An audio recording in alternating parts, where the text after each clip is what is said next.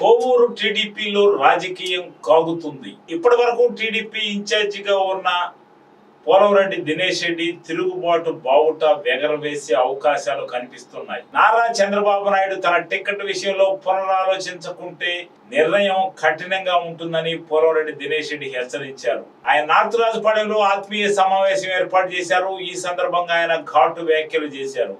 ఈ సందర్భంగా దినేష్ రెడ్డి మాట్లాడుతూ తనకు ప్లేట్ లో అన్నం పెట్టి పెరికేశారని, ఇది మంచి పద్ధతి కాదని, తనను 2 ఏళ్లుగా ఇన్ఛార్జిగా ప్రకటించి తీరా టికెట్ ఇచ్చే సమయానికి తీసివేయడం సబబు కాదని ఆయన హెచ్చరికలు జారీ చేశారు.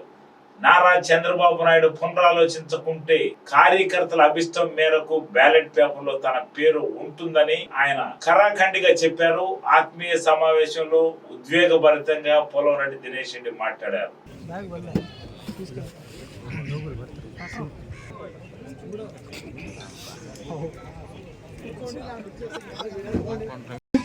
ఇస్తరాకుని కట్ చేస్తాను, అర్జెంట్ నుంచి ఇస్తరాకుని కట్ చేసుకొని వస్తాం, నీట్ గా కడుక్కుంటాం, అలానే వడ్డిస్తాం, కడిగి నీట్ గా వడ్డిస్తాం, అతిథికి వడ్డించి మనము నీట్ గా అన్నము, కూర, పప్పు, పెరుగు అన్ని కూడా వడ్డిస్తాం. వాళ్ళందరికీ వడ్డించి ఇవాళ అన్నాన్ని మనం నీట్ గా అన్ని ప్రిపేర్ చేసుకొని ఈ ప్రిపరేషన్ అంతా చేసుకొని ముద్ద నోట్లో పెట్టుకునే సమయానికి ఇవాళ నీ కాదు, ఇవాళ వేరే వ్యక్తికి ఎవరు మేము ఇస్తామని చెప్పాను. నువ్వు అన్నం వండిన సంగతి, మనం అన్నం వండిన సంగతి, కూర వండిన సంగతి, అలానే అరటి చెట్టు కోసి ఆకు తీసుకొచ్చిన సంగతి, దాన్ని కడిగిన సంగతి, దాన్ని కలిపి ముద్ద చేసేదాకా మనం ఇవాళ చేస్తే ఇవాళ వేరే వాళ్ళకి అప్పచెప్తామని చెప్పి ఇవాళ నారా చంద్రబాబు గారు చెప్పడాన్ని నేను కార్యకర్తలు అందరూ కూడా ఏకీభవించట్లేదు. దాన్ని నేను కూడా ఏకీభవిస్తున్నాను. ఖచ్చితంగా నేను రాజకీయాలకు వచ్చింది డబ్బు సంపాదన కోసం కాదు. నేను కావాల్సినంత డబ్బుని మేము గతంలోనే సంపాదించుకున్న తర్వాత నేను రాజకీయాల్లోకి రావాలి. కేవలం కార్యకర్తల్ని కాపాడుకోవాలి, కోవూరు నియోజకవర్గాన్ని అభివృద్ధి చేసుకోవాలనే లక్ష్యంతోనే మనం రావడం జరిగింది. ఇవాళ నాకు ఇప్పుడు అభ్యర్థిగా నిలబడిపోయినా నాకు వచ్చే నష్టం అయితే ఎటువంటిది లేదు. నాకున్న విలాసవంతమైన జీవితం నేను అలానే కొనసాగిస్తాను. అలానే ఎలా అయితే గతంలో మాకు జరిగేవన్నీ కూడా మాకు అలా జరుగుతాయి. కానీ మన పరిస్థితులు అలాంటివి కాదు. మీరందరూ కూడా నన్ను నమ్మి చాలా మంది కొత్త వాళ్ళు ఇవాళ రాజకీయాల్లోకి రావడం జరిగింది. అలానే గతంలో మా నాన్నగారితో ప్రయాణించిన ప్రతి ఒక్కరు కూడా ఆత్మీయులు ప్రతి ఒక్కరు కూడా నాతో పాటు కొనసాగించారు.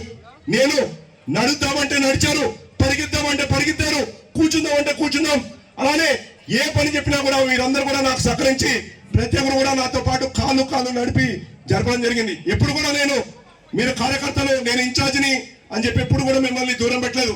ఎలా అయితే ఒక దళం ఉంటుందో, మనకి యుద్ధం చేసేటప్పుడు ఒక దళం ఉంటుందో, దళానికి సైనికులు ఉంటారు, దళాధిపతి ఉంటారు. అలానే మీ అందరితో పాటు నడిచాను. మీ అందరికీ ఒక దళాధిపతిగా ఉండి మీకు ఒక దిక్సూచిగా ఉండాలని మాత్రమే నేను ప్రయత్నించాను. కానీ ఎప్పుడు కూడా మిమ్మల్ని కూడా వేరుగా చూడలేదు. మా కుటుంబ సభ్యులనే చూశారు. ఏ రోజు మీరు మా ఇంట్లోకి వచ్చినా, మా పైన బెడ్రూమ్ లోకి వచ్చినా కూడా ఎవరికి కూడా అడ్డు లేదు. ప్రతి ఒక్కరు కూడా డోర్స్ ఓపెన్ ఉంటాయి. ఏ సమయంలోనా మీరు రాత్రి 11 గంటలకి 12 గంటలకు కాల్ చేసినా కూడా ఆ రోజున మీకు అందుబాటులో ఉండి సేవ చేయాలనే ఆలోచనలోనే నేను ముందుకు కొనసాగాను. అయితే ఇవాళ పరిస్థితులన్నీ మారాయి.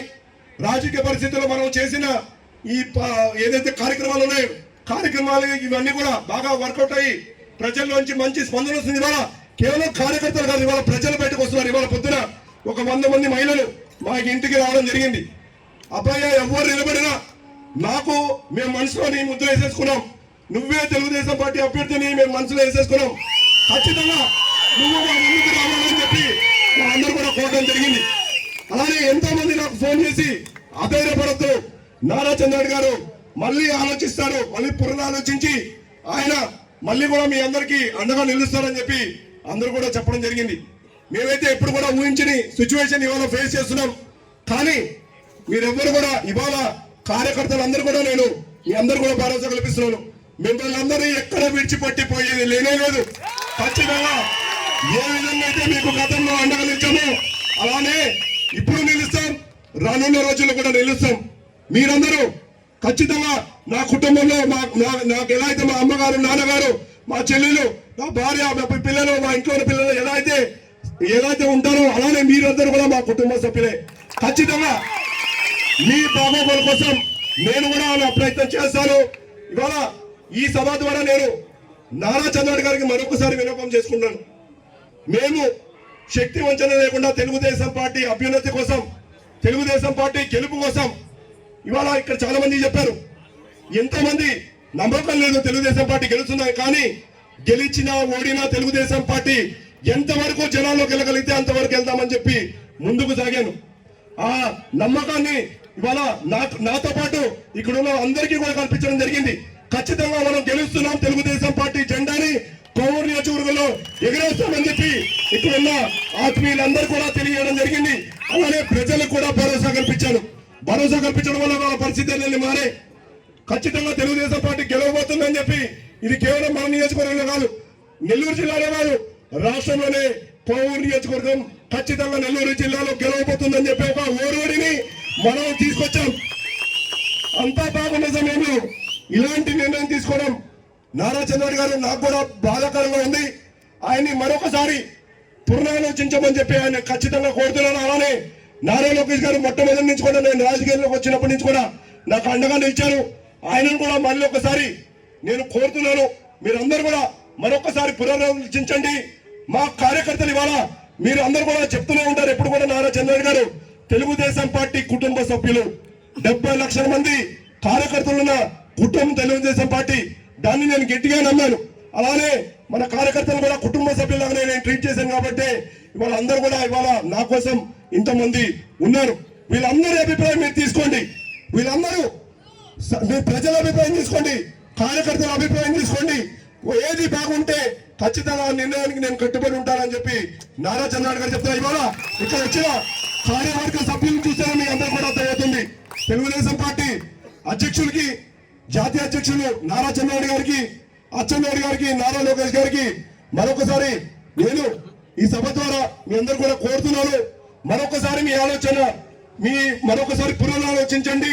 తెలుగుదేశం పార్టీ అభ్యర్థిగా నాకు అవకాశం కల్పించండి. ఖచ్చితంగా ఈ సీటుని గెలిచి ఈసారి కాదు, 2024 సంవత్సరం కాదు, రానున్న 20-25 ఏళ్ల పాటు తెలుగుదేశం పార్టీ జెండా కోవూరు నియోజకవర్గంలో ఎగిరేటట్టు నేను చేస్తానని చెప్పి ఈ సందర్భంగా తెలియజేస్తున్నాను. విధి లేని పరిస్థితులు కలిగితే ఖచ్చితంగా కార్యకర్తల మనోభావం వాళ్ళు కాపాడుకునే పరిస్థితి కానీ నాకు వచ్చిన పరిస్థితి వస్తే మాత్రం ఖచ్చితంగా బరిలో నేను ఉంటానని చెప్పి ఈ సందర్భంగా తెలియజేస్తూ తీసుకున్నాను. మరొకసారి నారా చంద్రబాబు గారు, నారా లోకేష్ గారు ఏదైతే మీరు డెసిషన్ తీసుకున్నారో ఆ డెసిషన్ ని మరొకసారి పునరాలోచించాలని చెప్పి మిమ్మల్ని అందరూ కూడా కోరుకుంటూ సెలవు తీసుకుంటాం.